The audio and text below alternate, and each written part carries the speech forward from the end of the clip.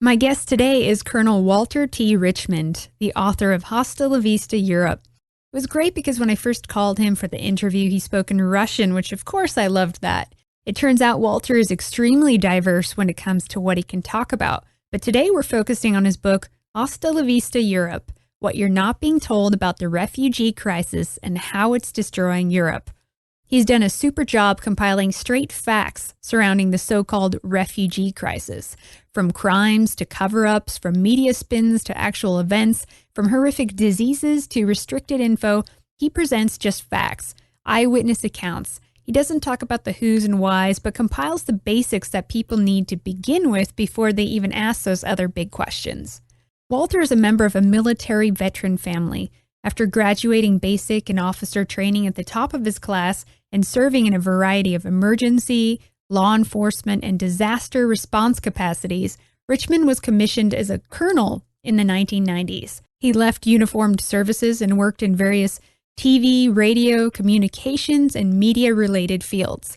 Specializing in strategic messaging, he lectured and wrote about interrelated subjects.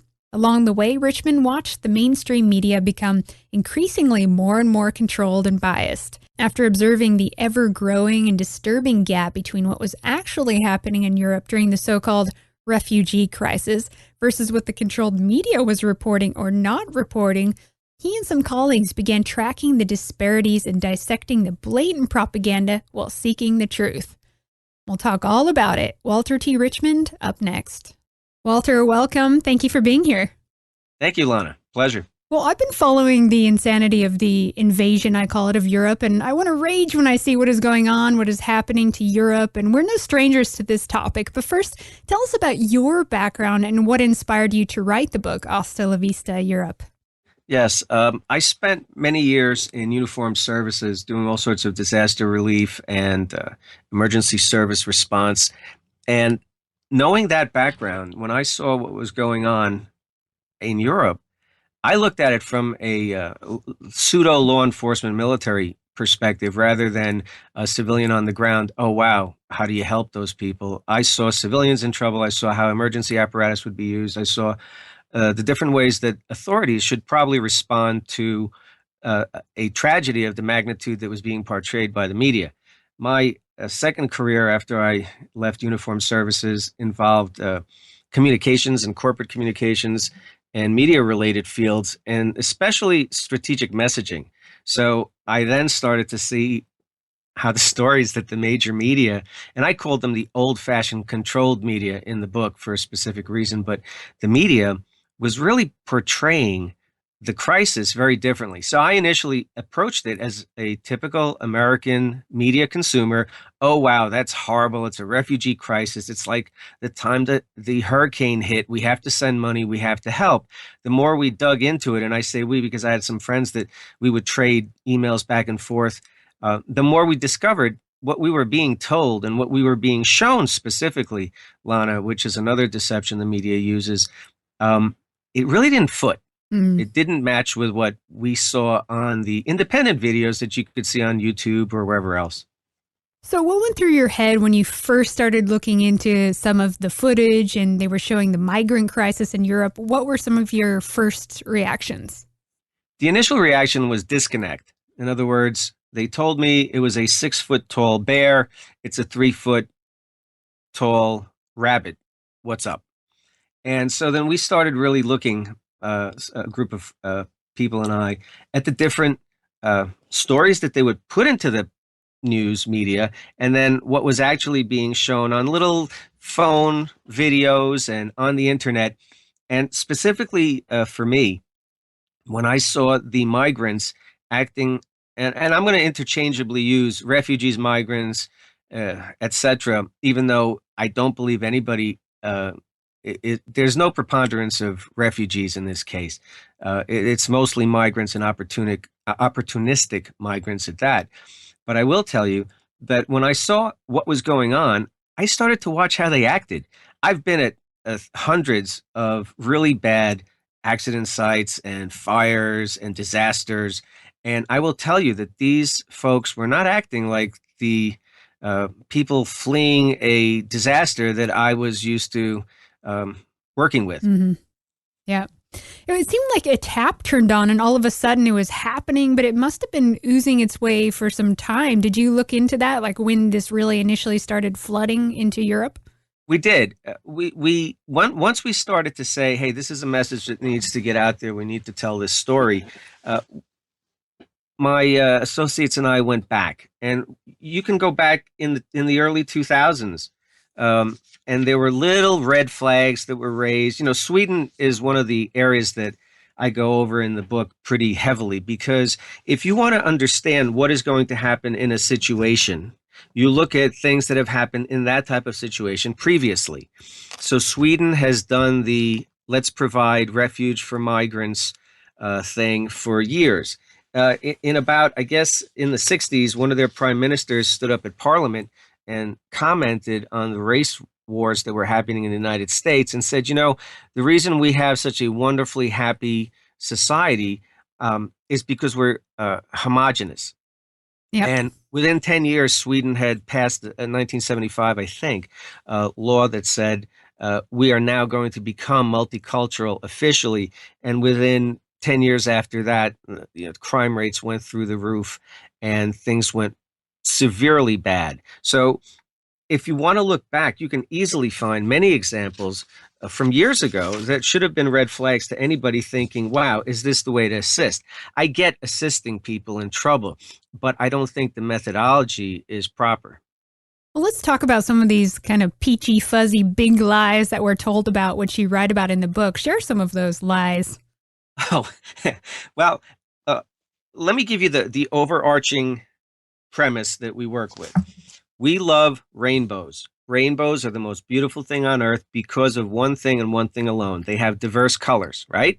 Yeah. The thing that typically is twisted off of that is that somehow if you mix all the rainbow colors together, it's going to make it even better. And the answer is no. No, absolutely not. Have you ever taught a kid to paint with watercolors? If they don't keep the brush clean, if they don't keep the colors distinct, eventually there's no more rainbow. It's a That's big right. gray mess. Yep. Yeah. So that's our first, overarching. The media keeps saying how much better it's going to be when we become a rainbow, but they don't tell you that you have to keep the colors distinct and fresh and clean, or you have a mess. The second thing they're telling everybody is that these are poor little Syrian families and refugee families fleeing war. And the average consumer of news goes, oh, that's terrible. What they don't tell you, and the book has all the specifics and all the links. What they don't tell you is that the United Nations themselves admitted that 75% or more of the refugees are young fighting age males. And one of the major newspapers in Israel actually put an article out in which they showed that the BBC's website, the number of pictures that they had on there were not indicative of the 75% young males. So in other words, even the BBC itself was putting out information that made it look like it was all young little kids. The UN has a famous brochure to help the Syrian refugees, and there's a little girl on the cover. The problem is that she may represent a small portion of the actual people, and I think that is one of the big myths that's being floated out. And the third big myth, Lana, is that the refugees are looking to come in, assimilate, melt into the quote unquote melting pot and become happy new citizens or whatever, fill in the dot, whatever, the box with the name of the country that they're headed for. And nothing could be further from the truth. Time and time again, and I detail it in the book, migrants set up their own migrant communities. They basically put their own little country within your country, and then they start chipping away at the country. For instance, in Switzerland, the migrants have a big movement to get the cross off the flag because it's offensive to them. So they don't want the Swiss cross on the flag. In Sweden, they burn flags. And the Swedish school system, which is completely out of control with political correctness, has actually thrown kids out of class for wearing a Swedish colored shirt with the Swedish flag on it, Yep. or even it's absolutely out of control. So those are some of the, and there are quite a few other little myths that the media tries to slip in. For instance, migrants are going to become upstanding, happy little citizens, and they're going to follow your rules. And here's the big myth that's really dangerous, and they're going to respect your women. And nothing could be further from the truth on that one. Yeah, I think you even wrote about a section in there. A woman, I believe it was a German woman. There's been other women who have worked in the camps, right? And what have been some of their experiences? If you had to pick a poster child for how horrific this situation is, this one is right on spot. It was a German politician in September of 2015 named Julia Klockner. And she decided, oh, wow, I'm going to go to a refugee camp and shake hands and hug people and really show them that Germany is here for them. Instead, the local imam, which is the Muslim cleric, refused to shake her hand or even talk to her because she was a woman and unclean. So I think after that, Klockner suddenly had a complete about face and started a whole litany of laws that she wanted immigrants to sign when they come in, and that say, hey, this is Germany, and darn it, you're going to follow our rules. So she was awakened very early on. Now, how is the refugee crisis being managed in Germany from what you've looked into? It's really not. It's No, it's not. oh my gosh. I mean, if that's management, it's incredible that they can make sports cars that run. Uh, you would think that at a certain point they would understand they're overwhelmed. Now, many German officials have come out and said they're overwhelmed. It's not working. Merkel has to admit that she's done something horrific. It's got to be changed. But the official stance is still everything is fine. Everything is terrific. I actually dissect Merkel's New Year's Eve address at the end of the book and explain what she is saying and what she is likely spinning. Interestingly enough, Angela Merkel, when she was younger, was a uniform wearing communist. That's right. I saw the pictures. Yes.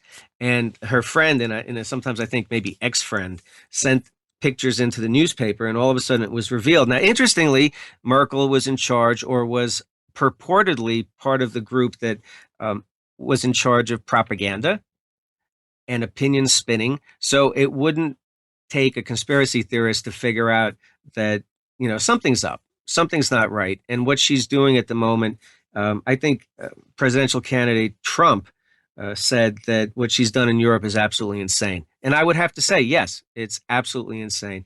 The management's not there. Now, the thing that's really not getting much attention is the healthcare system.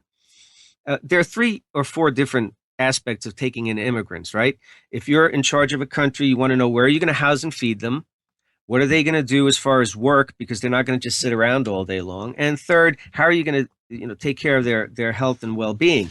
The German healthcare system is completely overwhelmed. Doctors are talking about lines out the door, and the migrants, refugees, immigrants, whatever, asylum seekers, whatever you want to call them, don't seem to understand the healthcare system in Europe. So they'll literally walk in and demand attention for a cold over a gunshot victim. Yeah, I know. It's gotten so bad, Lana, that they have fistfights.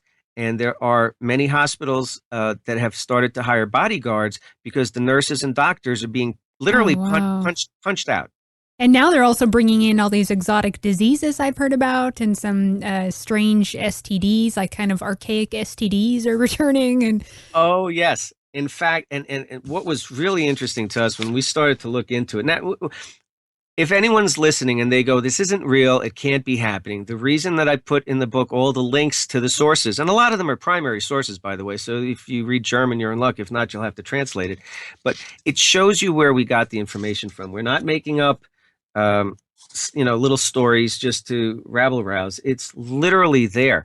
And one of the amazing things about the doctors is that in Germany, the press quickly ran to try to make believe it wasn't a problem, that it hadn't happened, that there was no leprosy, that there were no things. But in November 2015, German doctors were put on alert because, quote, one of the doctors said they were facing health challenges they hadn't faced in decades. well, Vaccines were short. They were looking around. These migrants were attacking doctors and nurses physically beating them up or hacking at them. One migrant didn't like the way a nurse talked to him, went down to a store, bought an axe, and came back to chop her head open, and luckily was stopped. So, I mean, it's all in the book. I will tell you, we could go on for hours about what's not being managed in Now, Germany. are most European countries, are they bound by migrant quotas? Interestingly enough, when they formed the EU, England, Ireland, and Denmark were excluded. Hmm. So, well, and I will tell you, in practice, they're not bound. And they can literally, I think Poland was one of the examples I use in the book, can actually pay to get out of it. So in other words, you're bound to take 10,000 migrants. However, give us 0.00 whatever of your GDP and we'll let you pass for 1 year. In the meanwhile, England, Ireland, and Denmark were officially excluded from migrant quotas. So they're doing it out of the goodness or naive goodness of their hearts, if they're doing it at all.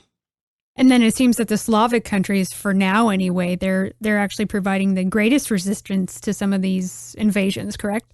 They are. Hungary's Prime Minister Orban was the leading voice. And it's interesting. And I think this is very typical of people that are in a situation where, for instance, a home invasion, at first they don't believe it's happening. Then they figure out it is happening. Maybe we can reason with people. And then finally they say, we either do something or we're dead. And I think Orban was the voice of reason, and most people didn't believe him. He kept saying, these are invaders. This is an invasion. I'm not sure what's going on. There's a bigger plot here, but I can't figure it out, or I don't want to say what it is. And the other countries in that Slavic bloc area pretty much followed.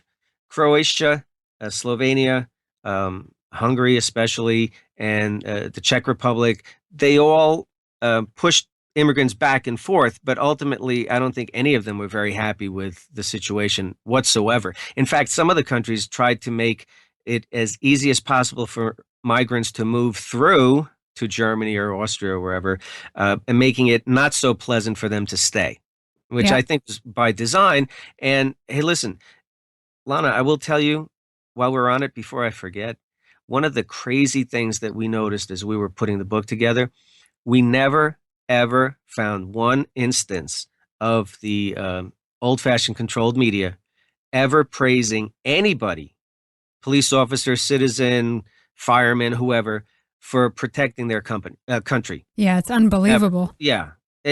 Right away, if you don't believe what they're telling you, you're a xenophobe, a racist, whatever. Well, Sweden has just said too, as one of their high up officials, in the police department's like, well, we can't guarantee your safety anymore, so you're on your own. So what does that Oh, mean? That's going to mean there's going to yeah. have to be groups of guys that then have to ensure that the people are safe, right? Yes, and that's got bad written all over it. Yeah. Come from a law enforcement background, that has just got bad written over it. But it's not unique. I mean, the German police basically threw in the towel in Hamburg. I mean, do you think 20,000 pickpocketing incidents a year is a nice place to go as a tourist? No. You got to be out of your mind. They're in trouble. Sweden has over 55 no-go zones, which some of the newspapers print and sometimes they don't. But a no-go zone means you don't go. And if you're in the police department, you understand how bad that is. It means that you can't respond without at least one or two other units backing you up, and you expect to be shot at, have things thrown at you. The big thing that the migrants are doing these days is laser. They take little red lasers and they try to blind the cops because it doesn't take too many seconds. One of those pointing laser pen things. If you pointed at someone's eye, you could blind them rather quickly. There was also in Germany too, where they were saying, let the petty crimes go, refugees. They don't know any better. They're here. They're just learning. And I was thinking if it was a German or a Swede that was born there, they wouldn't just be letting it go. They'd be busting them, right? Oh, busting them. It's unbelievable. The disparity, the heavy hand of the law, beats down the locals and coddles the migrants. There are so many examples that we wrote about that are just some of them just sickening at a certain point. Yeah. And the worst are the rapes, because I will tell you that nothing is more horrible than the rape statistics that you'll see in the European countries that have got this influx of migrants. And consistently the migrants are slapped on the wrist or let go, or it's not even fathomable for the horrific crimes that you'll read about. And then when you see what happened to them, you go, no, it can't be. It can't be. I know, it's unbelievable that our people in Europe are even allowing this to happen. It's outrageous. You also wrote, there was a section in the book about how local populations are basically, they're responsible to house and feed and even entertain some of these migrants that show up at their doorstep, right? Oh, it was unbelievable. Some of the German towns were actually grabbing school kids to, under the guise of, well, we'll have a class outing and you'll learn, home economics. Instead, they were taking the migrant shelters for them to clean up after the migrants.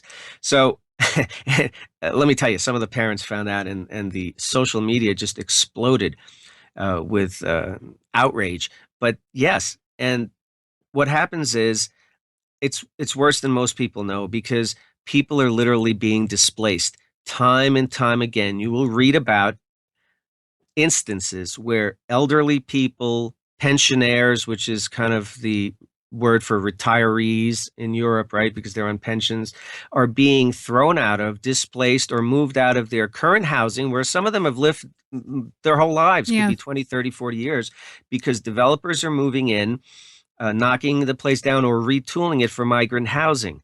And that, immediately the town that it's in usually gets a huge chunk of change from the government. And of course, the real estate guy that puts the shelter up makes a lot of money. In the meanwhile, these poor people who are the locals are out on their, they're out on the street. Yeah, that's right. It's big business. There's some capitalists that are making lots of money through this refugee crisis. I just want to talk about Spain. Here's what's crazy about, because we were talking about housing. Currently in 2014, maybe a year ago, statistics lag, but there were 4.1 million homeless Europeans in Europe, right? Mm-hmm. Right. So 4.1 million homeless Europeans running around in dire straits.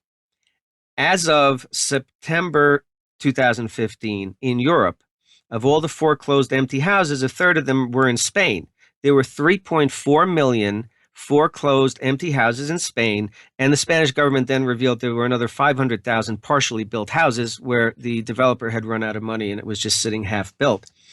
Can you imagine in Spain, every day, 95 homes are seized by banks a day from Spanish families where they're now on the street or wherever. And at the same time, there were special interest groups in Europe calling for the migrants to be housed in these homes. Outrageous. No, it's beyond outrageous. And then back to that statistics. If there are 4.1 million homeless people in Europe and 3.4 million empty homes in Spain, and a lot more across the board, there's a house for every homeless European. Why can't we fix that first? I mean, even in England, I was shocked at the statistics of old people dying because they can't afford to heat their homes. So they're getting sick and dying in England every year.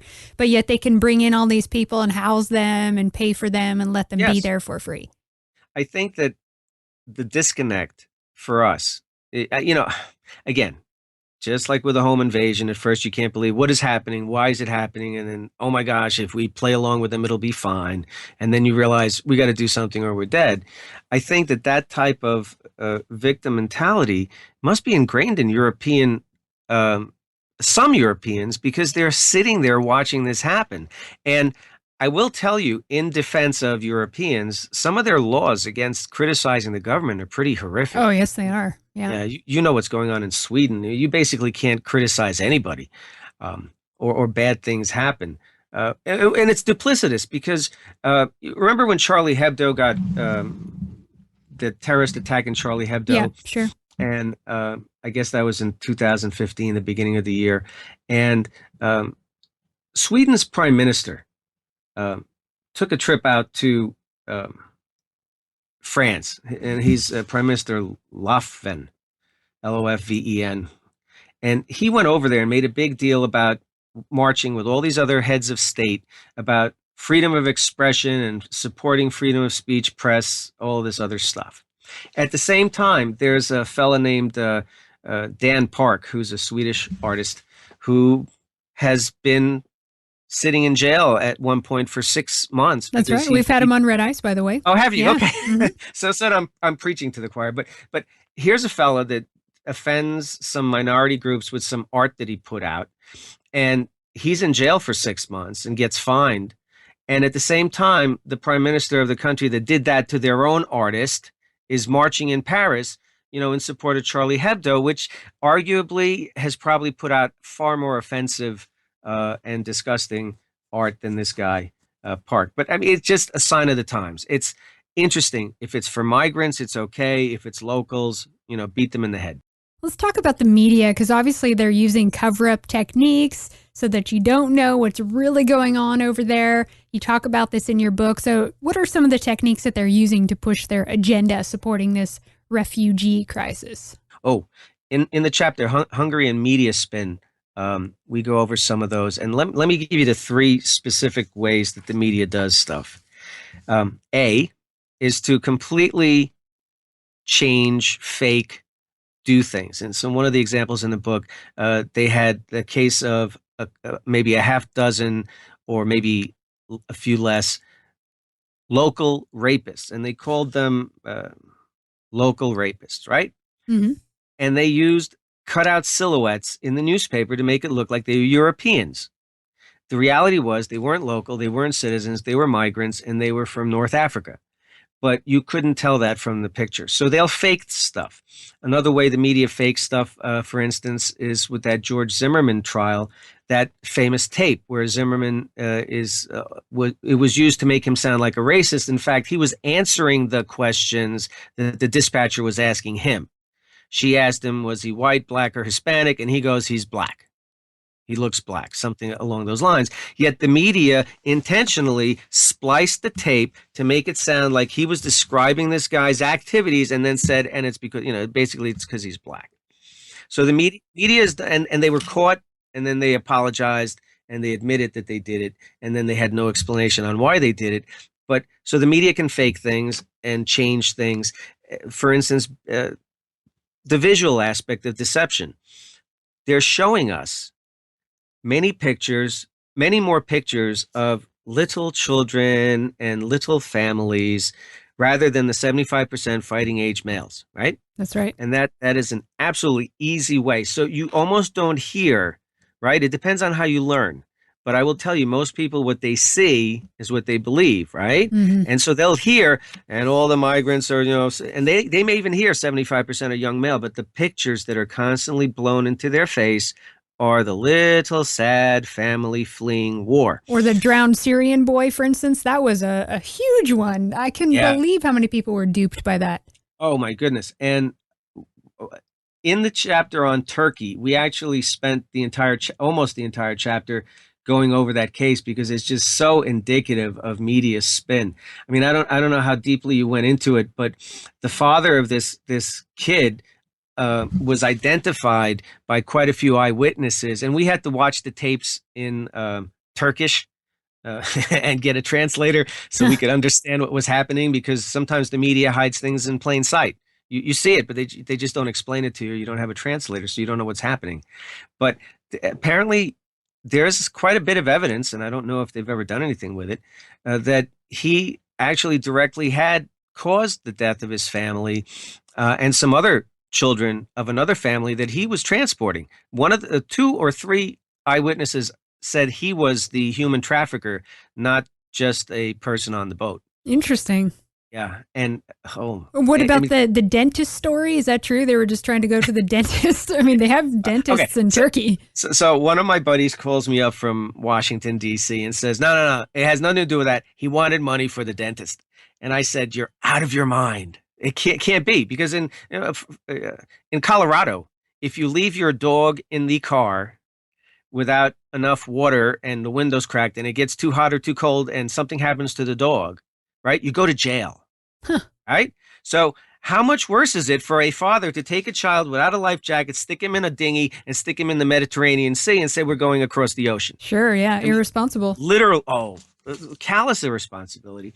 And yet this guy's sister, the Abdullah Cardi's sister, the guy that was the father of the boy that drowned, said on Canadian TV that she had collected money because he wanted his teeth fixed, and his father actually thought of the idea. And they had wired him money, but he didn't have the money. It was a convoluted story, but the bottom line was the man was trying to get to Europe so that he could eventually get his teeth fixed, more than likely for free, somewhere in Europe. The twisted part was at the end where, Lana, if you were escaping war in a horrific situation and all of a sudden your kids die, would you take them back to the place you escaped from to bury them? Exactly. That was very weird. Right. So then when this guy finally then takes his kids and his wife and buries the three of them in the war-torn area that he just escaped from, big air quotes, the suspicion just didn't warrant his actions. It just, anybody in law enforcement would instantly look at it and go, nah, I don't think so. Furthermore, I mean, the Gulf countries, they have dentists there. Why didn't he just go somewhere closer? I think it's because they're expensive. You can't get liquor in Dubai, and the hotel rooms are $600 a night. Yep, they've got a lot of oil money over there. You bring up a good question, though. The Gulf states are an enigma because if you believe what the Gulf states are saying, they've done a lot. They've taken in a lot of refugees, et cetera, et cetera. If you believe what the other countries around them are saying, they've done literally next to nothing. I think the big 800-pound gorilla in the room is, quite frankly, the Ukraine, where the United Nations last year or 6 months ago revealed that there are 5 million Ukrainians that need immediate humanitarian aid. Wow, 5 million, huh? 5 million, UN. We have the links to it. No one did a story about it because the Ukrainians aren't interesting. So, yeah, what about those refugees? They don't matter, though, because they're European, right? More than likely, it's some sort of political play. The Ukrainians should really think about what they're trying. They're trying to get into the EU, and they're so desperate to get into the EU that they've sat down with the IMF, the International Monetary Fund, and the IMF is giving them some sort of multi-billion-dollar promise. Oh, no. Yeah, it's worse than you can imagine. Putin tried to get in there to save his fellow Slavs by saying, no, don't take the money from them. I'll give you the money before you take it from them, but they want to be in the EU. I think it's at a certain point, people grow up and they always wanted a Corvette, and it doesn't matter how they're going to get the Corvette, they want the Corvette. So what do you say to people who are like, but the children, I always hear that. Women are always saying that, like, Europe is supposed to take the weight of the world. We can do it. You know, how do you respond to people like that? They're absolutely right. It is about saving the children. The issue is there are very few children amongst the refugees. And here's what the statistics have brought out. There are so many young males, adult males, pretending to be children. It defies the imagination. I believe it was Norway. They did a sampler, and they found out that 90% of the people that said that they were unaccompanied minors, which is their word for children, were 30. Yes, we're men, and we have quite a few examples. But there again, you'd probably want to link to them because visually, what you see, and the media gushes over this wonderful child and they're restarting their lives, blah, blah, blah. And you're looking at the picture and you're going, that's a freaking old man. Yeah, I know. It's an old man. And there's no question in your head. I will tell you, in November 2015 Swedish government report on asylum seekers, they said 71% were males, and that's where they claimed 90% of those that were claiming to be children were young males. Why did they do it, Lana? For a couple of reasons. If they claim, well, first of all, loads of people are claiming to be Syrian when they're not, because Syrians get the most lucrative setups. Okay, so the first thing you want to do if you're a migrant is claim you're a Syrian. Mm-hmm. And in Germany, they caught loads of North Africans claiming to be Syrians, and the German police were laughing, going, hey, man, visually, we can tell you're not Syrian. Exactly. But the minute they say they're Syrian, now you're stepping on their civil rights, so you can't say they're not. Secondly, about the children thing, a lot of countries in Europe, if you're under 15, or fill in an age, but in many countries, if you're under 15, they can't punish you with jail time. So we detail an inordinate amount of examples of rapists and criminals that have claimed that they were under 15 and they don't do jail time. And that's one of the other reasons. And the third reason is they tend to get streamlined.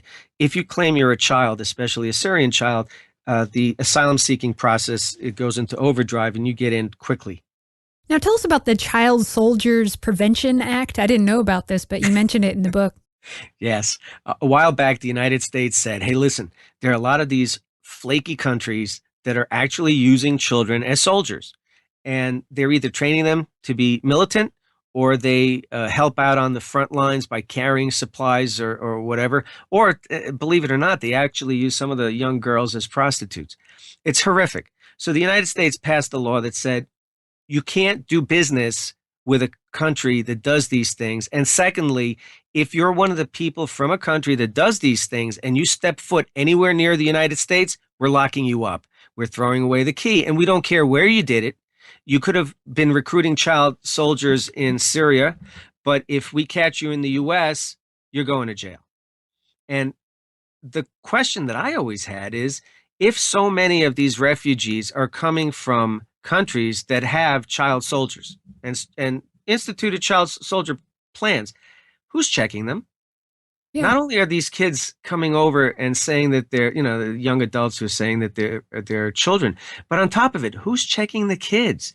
Shouldn't there be a program that says, hey, were you trained to kill as a way to resolve a conflict? Do you really want little children, 10, 12, 14-year-olds running around thinking that it's okay to bayonet someone in the head if they don't like them or to solve an issue? I think a lot of the violence that you see amongst the young migrant children stems from the fact that many of them came from countries where violence was accepted, or it was a way of life, maybe not accepted, but it was an unfortunate way of life. Or I'm betting that quite a few were child soldiers. Forbes magazine reported that about 300,000 children right now are taking part in conflicts all over the world.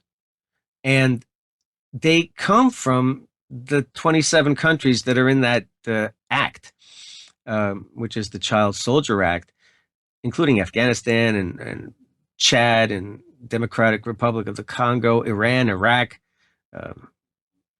All the Somalia especially is overrepresented in criminal activity in many of the migrant communities. So it just gives one pause for concern, wouldn't you say? Of course. Hey, you also have a chapter called Learning from Lebanon, which I thought was interesting. What happened to Lebanon? It was considered like the Switzerland of the Middle East, right? It was. And people sometimes think of Lebanon and they remember all sorts of conflict and exploding bombs and bombed out areas. The reality is, at a certain point, Lebanon was actually, yes, what you said is correct. It was considered the Switzerland of the Middle East. You could swim in the Mediterranean Ocean and then go up to their Mzar massive ski resort, which is actually amidst Roman temple ruins. I mean, how cool is that? You get to a ski resort and there are literal Roman temple ruins all around you. And at a certain point, Beirut, which is the capital of Lebanon, decided they wanted to do a showcase on Switzerland of the Middle East. So they had some really nice shows. They invited people, and they really started to whip up tourism.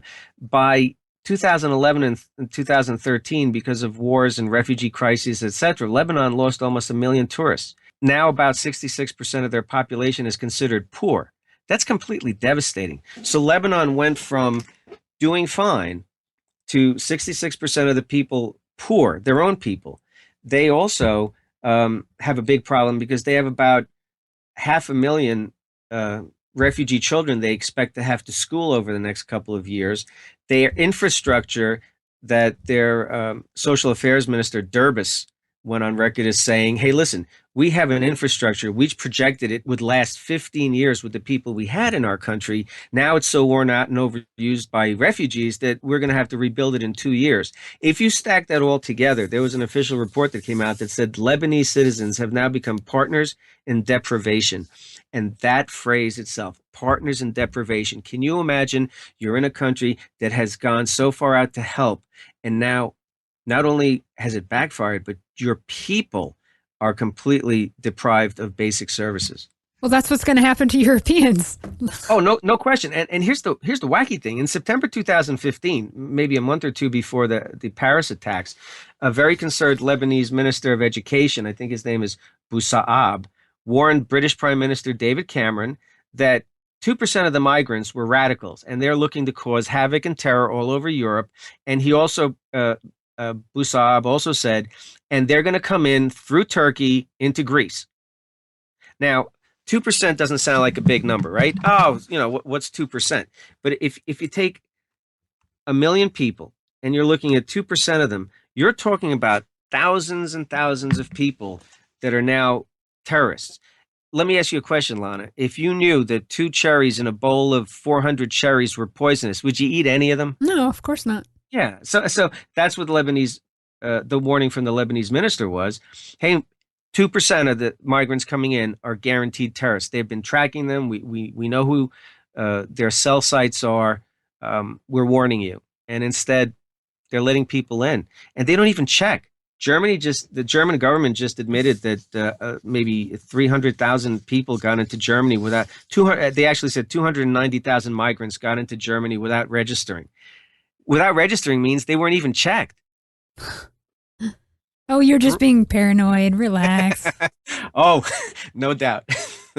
So why did the UN point to Azerbaijan as a model for how to successfully take in refugees? Yeah, Azerbaijan was actually cited by one of the UN officials as a model refugee system because they gave citizenship to refugees and they helped them assimilate, etc. Here's the part that no one dissected and is essential. Yes, it was very successful in Azerbaijan because the people they took in weren't that different from them. Exactly. They had the same religion, they spoke similar languages, they had similar backgrounds and experiences. It's pretty much like the Slavic phenomenon.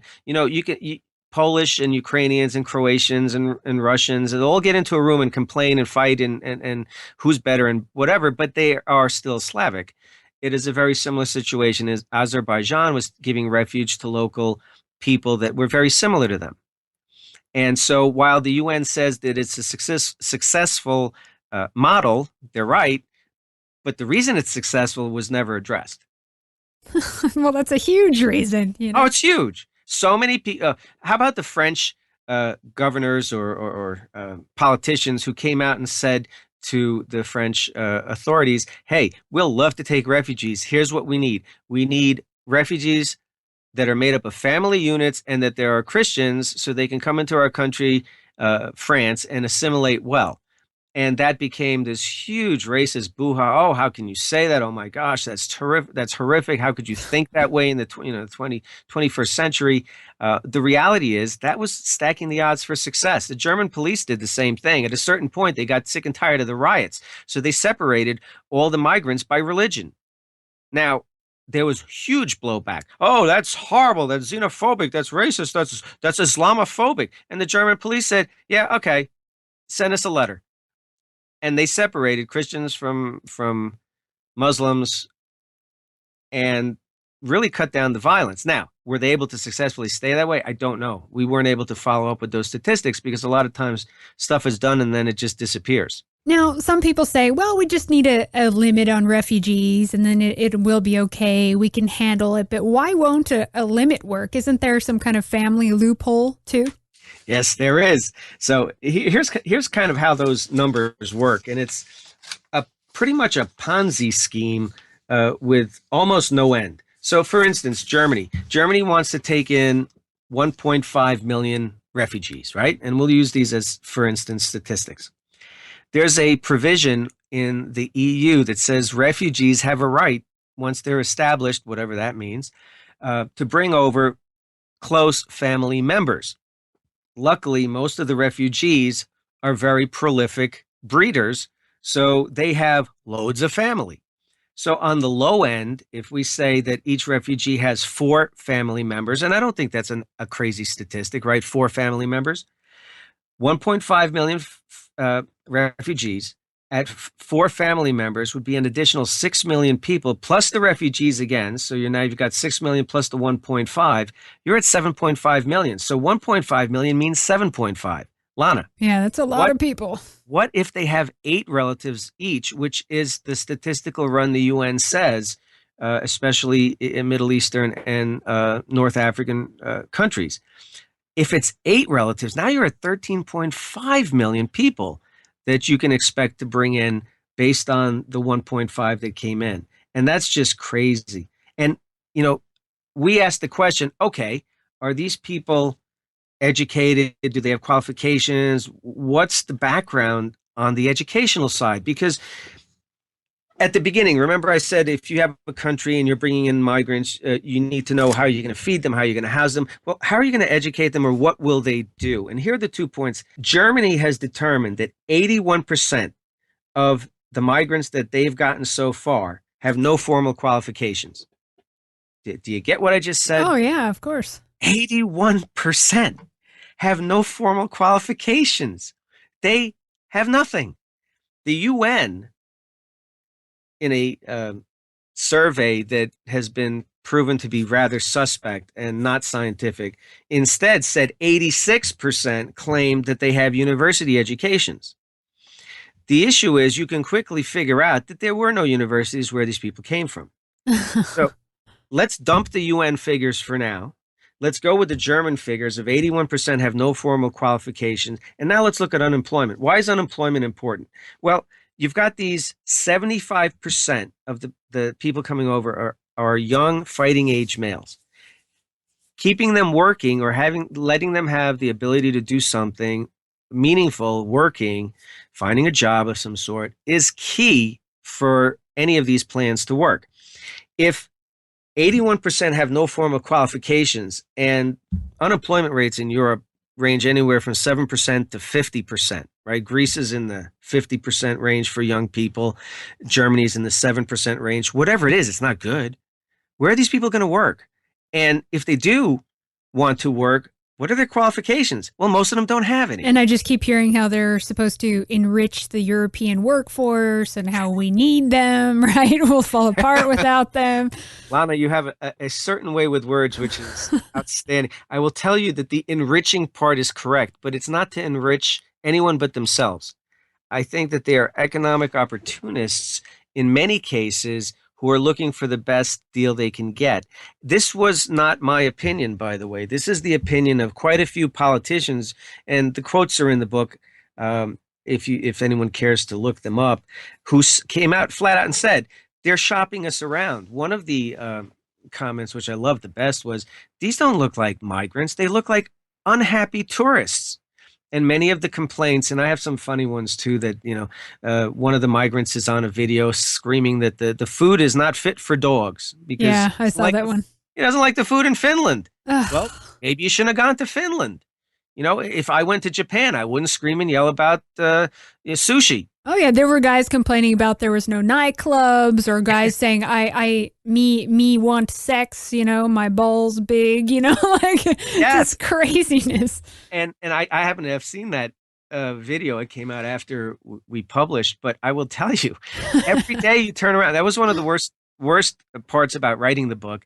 Every day that we thought, okay, we're pulling the trigger, we can publish today, something else came up that we discovered. And we stopped the presses and put it in. And here's something really weird as an offshoot. One of the other things we noticed is, as we were doing the book, and we would go in and we would try to meticulously check and recheck and source and resource anything we put in the book, right?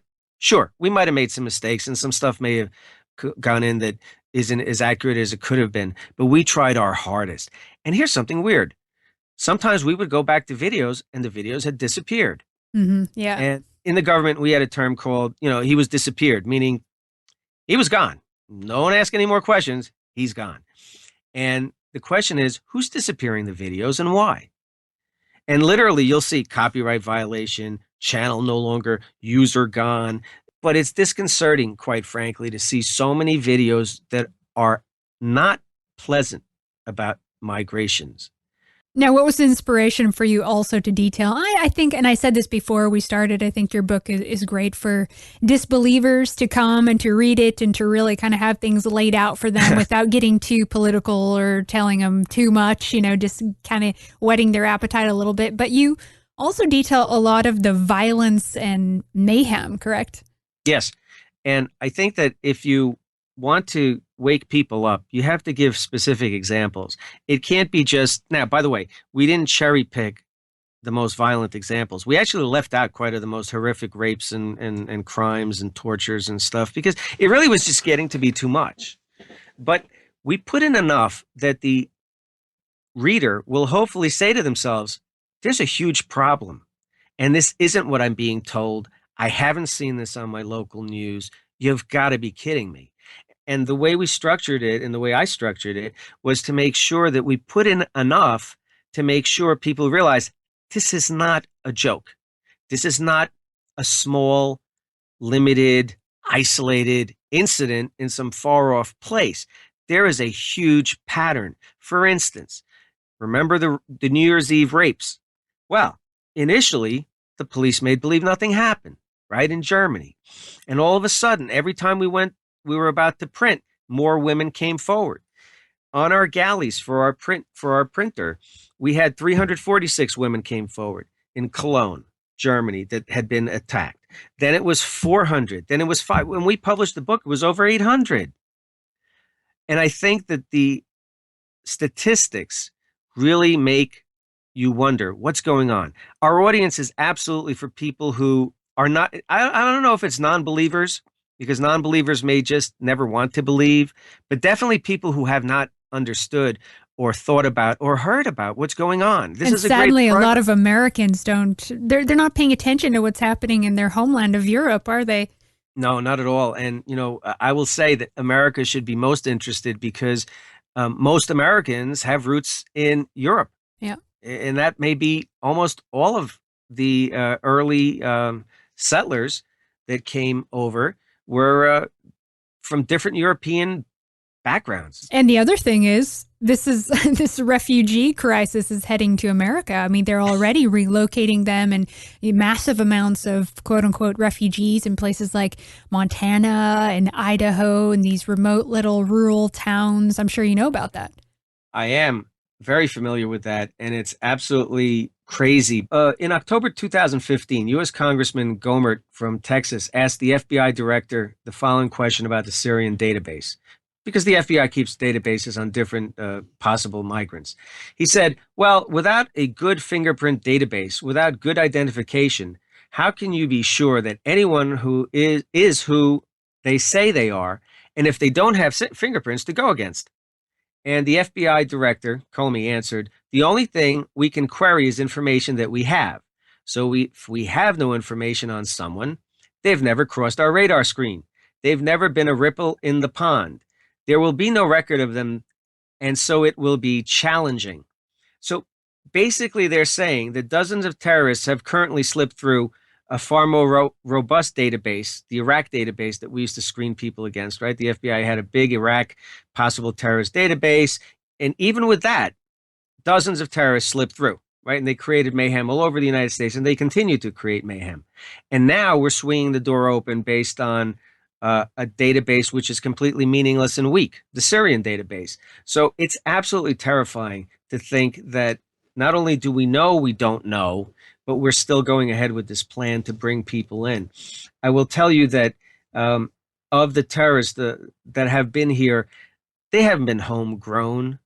The most recent terrorists have all come over, learned their craft, melded in, collected guns, knives, bombs, whatever, and then went on rampages. Oh yeah, we've seen plenty of examples of that already here. So is there plans to send all these people home after the wars? What about helping them rebuild in their country? Have you heard anybody talking about these ideas? Yeah, Angelina Jolie said that, the fondest thing, she's a UN special envoy, ambassador, or whatever, and she made an interesting comment.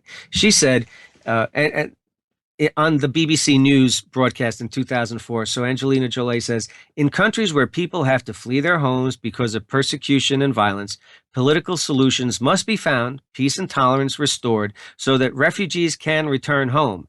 In my experience, going home is the deepest wish of most refugees.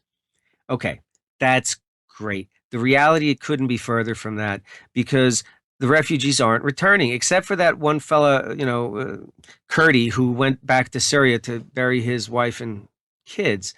Very few refugees return. Yeah.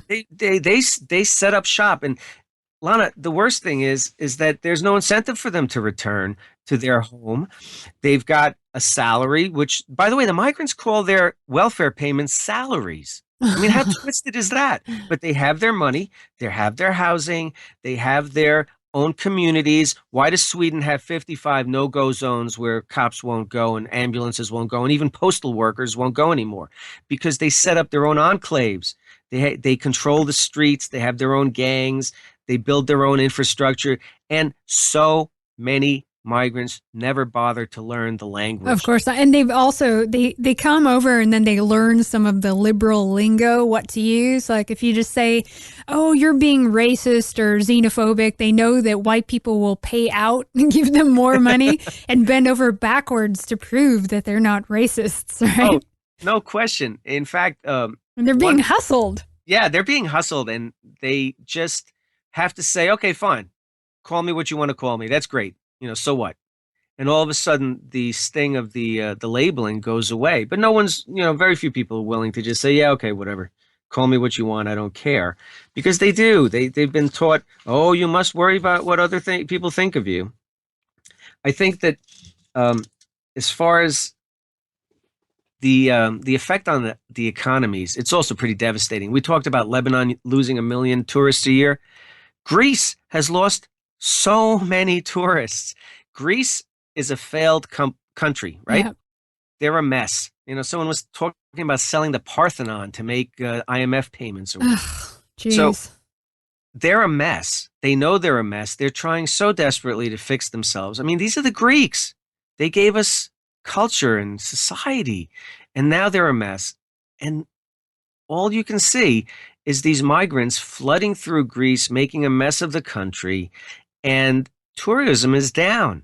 If you had a chance to go somewhere where there are going to be migrants running around, misbehaving, doing whatever, Like Calais? versus like Calais, France, the jungle, that whole mess over there, would you in your right mind do it? Now, there'll be quite a few people that say, well, nothing's going to happen. I was there. Everything's fine. Yes, you had a wonderful experience and you were lucky. And there are so many more people that didn't have a wonderful experience. Yeah, there's been people doing videos in Calais. I watched a woman just the other day and she was crying and talking about how they've lost their place, their house now. They can't make money because their town is destroyed. No one's coming. They're literally homeless now and the government is not helping them. And instead they're taking over their house and then they're putting refugees in there. And all the other people are leaving the town because it's just so horrible to live in. I mean, this is awful. It is. And what you just described, if you strip out the word Calais or France, you could pretty much cookie cutter that story into Greece, into parts of Italy, into parts of Hungary before they closed the borders. This was happening and is happening all over Europe. We rarely hear about it, and it's sad because it shouldn't be. It shouldn't be. The world, the Europeans are smart enough to figure this out without opening their doors and having this influx that they can't handle. I mean, I think, quite frankly, it's much more than a refugee crisis. I think it's really a demographic shift crisis. And that's frankly what it really starting to look like. Europe will never be the same. It's going to become something different if they can't figure it out real fast. I mean, look at the UK. Everybody has these wonderful thoughts. Oh, I'm going to London. I'll have warm beer and listen to the, Big Ben striking. And yet they have Sharia patrols on the streets where Muslims get together, put on vests, and heckle you if you're drinking or wearing inappropriate clothes. They call the girls sluts. They scream death to Britain, death to the UK, death to the police, and they are protected by the police who protect them from what they say are the xenophobes. And here's a point I want to make. Here's the really crazy thing. The authorities, the police, the people on the ground are actually protecting migrants from this mythical xenophobic, racist, local group Well, that's that's going to what get them. bugs me. I mean, in your view, with your background, do you think that eventually some, wise police and military will revolt against this and stage a coup at some point to say, no, we're going to protect our own. These people are criminals and they need to be removed? You never know. You really never know because I will tell you from personal experience on the ground, how people will act in the heat of the moment is often very different from how they say they will act. Secondly, quite frankly, a lot of these folks are doing rather well economically, and they just don't want to rock that boat. They've got their little law enforcement gig, and they are doing what they can, probably within the system, to help out, but they're really not going to stand up against anybody. There are literally thousands of examples of enforcement against locals to the detriment of local people in favor of migrants day in and day out. Every time you turn around, there's a story where migrants were favored over locals. The rape cases that you read about, it's sickening. It's Yeah, sickening. I know. In one of the cases, they said that the girl who had been gang raped multiple times by these four Somali migrants wasn't helpless enough, so they let them go. I mean, how do you do something like that? It's just, And and then what's going to happen is if, the fathers and the brothers and some guys in the towns get together to take care of business, the military and the cops will turn on their own and probably even kill their own. do you know the IKEA case? In Yeah. Sweden, in IKEA, an African migrant who had snuck into Sweden from Italy, right? So he got his first call of port. His safe country was Italy. And that's the way it works in the EU. The first country you get to that's part of the EU that accepts immigrants is your safe country, and you've got to stay there and not jump around. So he got into Italy, really didn't like Italy, decides, you know what, I'm going to go to Sweden. I hear so much great stuff about it. They'll pay me a bigger salary, quote unquote. Gets there within a month, the Swedes get him at the immigration office and say, oh no, you're getting deported.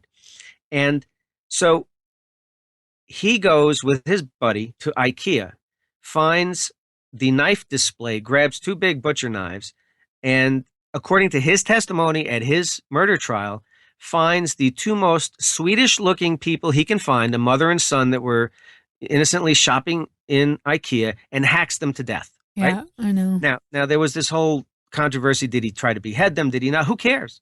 The bottom line is he hacked two Swedes to death for looking too Swedish. And what happened immediately after the attack? The Swedish police started patrols to protect who? Who did they try to protect? The people, the locals, because migrants have gone nuts and they've got knives and they're going to chop you up too for looking too Swedish? No.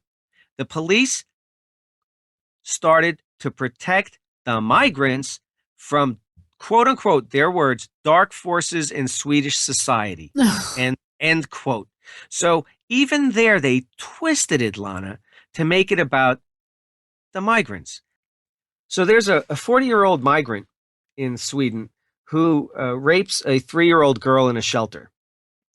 And fill in, I'll give you some choices. Do the shelter call the police? Do the shelter workers quickly isolate him so that when the cops get there, they can take care of business? Do they protect the child from him? No. The answer is the shelter and the Swedish Migration Board people moved the 40-year-old child rapist who had just raped a 3-year-old girl to hide him for his safety. That's right. I remember that. That is so sick. So anyway, I mean, that's what I mean. Sweden is so insane that they need to be stopped. The people that are running the show there need to be removed. I mean, at a certain point, this is going to become, it is now, a moral obligation, So I'm hoping that people are out there organizing. I hope that there's some guys on the inside that are thinking some of these things to take back their country for the future of their people. Yeah, I fear for Sweden because recently they changed their constitution, and that's a big deal, to include penalties for insulting migrants and politicians. That's right. Yeah. On the internet or something like that. So I fear for them because, in America, we tend to complain, about stuff, and it's just not the way it used to be. But, to change the Constitution because you might insult someone, that's nuts.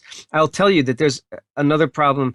It's not just a culture of allowing migrants to do stuff, but it's also bending over backwards to the detriment of your own people. The Bishop of Stockholm, who is openly lesbian, didn't want to offend Muslims in a church where she was letting them gather, so she ordered all the crosses to be taken down. I remember that. Yeah. Now, the cool thing that we mention in the book is we hope that if she ever, and she kept calling them her little angels or something along this line. Don't they stone gaze though? She's gay. Well, there are two levels of punishment, and one of them is hundreds of lashes, and the other one, if you continue your homosexual activity, then you get stoned to death. And our point was, since she is married and a happy lesbian marriage, we're guessing that she's getting the death penalty because she's more than likely done that more than a few times. The question is, if it's okay to tear down our crosses, what else can you tear down? That's nuts. Do Muslims tear down their minarets because we're coming to visit them? You heard in Italy they covered up all the statues because some Muslims were coming to visit in Rome, so they didn't want naked statues visible. So the Italians put bed sheets basically over the statues. I mean, is that nuts? It's our country. You don't like it? Yeah, Don't. it's these are signs of a dying civilization. I fear you're right. The good news is that if we talk about it, if people read about it, uh, maybe they'll be able to stand up and say enough is enough. I will tell you that there are so many fairy tales coming out of the media outlets today that it's really hard for the average person. I think you asked me a while back, and I just want to articulate a little bit better. The reason we wrote the book, so that people could pass it around as well. The book is best bought as an ebook because you get the links and you can just touch the link and you go to the site that we found. Caveat, a lot of the sites will probably be dead links after a while if, the authorities decide, oh, we don't want to show the migrants in a bad light anymore. Yeah. The paperback book is over 500 pages, but the deal we have with Amazon, which is where it is exclusively, is that if you buy the paperback, you get the electronic version for free. So if you have an entrepreneurial bend, you buy the paperback, keep the electronic version, and then give the paperback to a friend or someone who's traveling to Europe and scare the heck out of them. Maybe they'll be more aware when they get there. But whatever it is, it's a conversation that's got to be going on. And I will tell you, we don't see many people talking about it. Well, I wanted to ask you as we begin to round up, well, one, we have to tell people where they can get your book. And two, what are some other points that we missed that you feel important to share? The book is on Amazon. So you just go on Amazon, type in Hasta la Vista Europe, Colonel Walter T Richmond, and you'll just go straight to the link and you can get it on Amazon either way. Again, ebook or paperback with a free ebook. I will tell you that the healthcare thing is terrifying, right? So one of the major problems is healthcare. They're not set up for all these extra people with all these extra illnesses. Lana, what happens when people are confined in a small space? They get nasty things like typhoid, right? Things breed when they're in small places where they're all crammed together. And that's what's happening with the migrants. They're all in these little confined shelters. They pass around diseases, and it's going to be on a scale that they've never seen. Germany is experiencing it, but they're pretty much effectively hiding it. But there are things like plague and Ebola and things the German doctors said they've only read about in books. So we might be getting another Black Plague situation in Europe. And, it was the Asians that brought that, by the way. Yes. Very few people know that. But you're right. I will tell you that it is just so incredibly scary to think about what could happen with the healthcare part of it. Another thing I'd like to mention is arson. A lot of times you'll see in the papers or online that there was an arson and they try to immediately attribute it to racists, right?